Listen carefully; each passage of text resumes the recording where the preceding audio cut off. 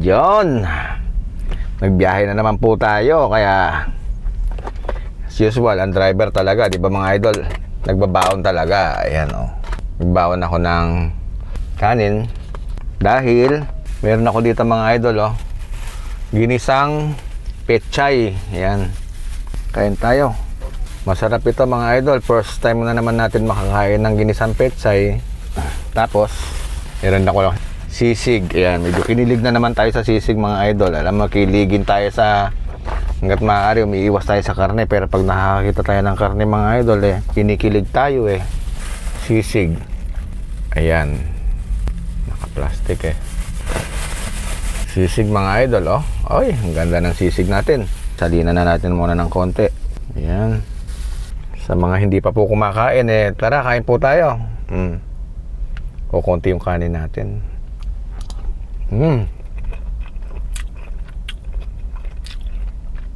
Ang sarap.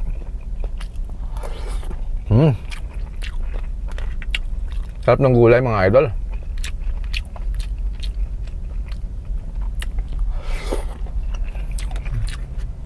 Kailangan pag driver ka talaga, dapat mga idol, di ba? Kahit na pinapakain tayo ng pasahero, prepare pa rin tayo. Yan. Lagyan natin ng konting asin. Alam mo si Lolo dyan, masawsawan talaga si Lolo dyan.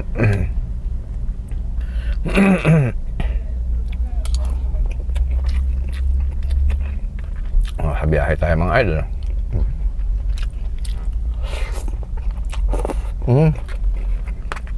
Ang sarap.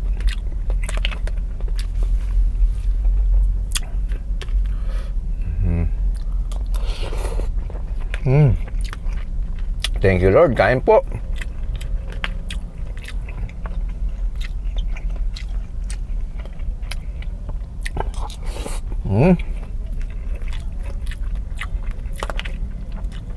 Ang sarap ng gulay mga idol. Siyempre masarap din yung sisig.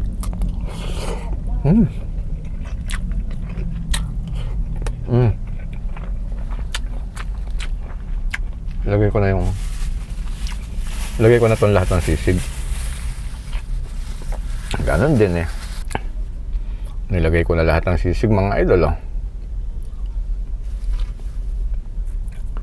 Lagyan natin konting asin. Masawsawan tayo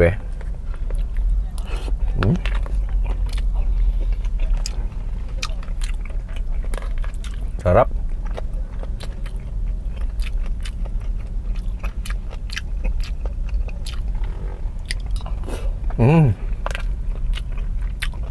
Itong pechay na ginisa mga idol, ang sarap. Grabe.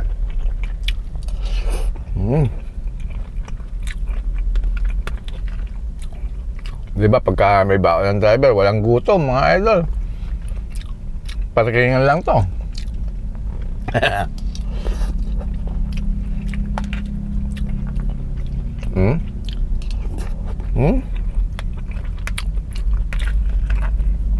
Ang sarap niya.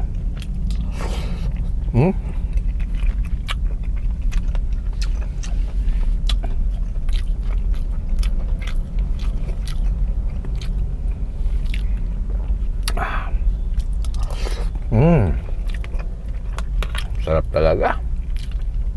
Thank you Lord. Kain na po kayo.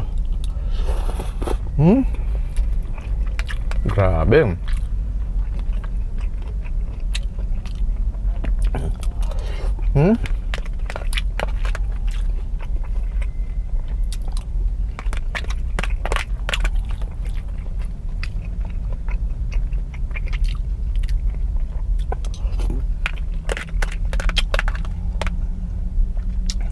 Dito ako naghihintay sa Ayan.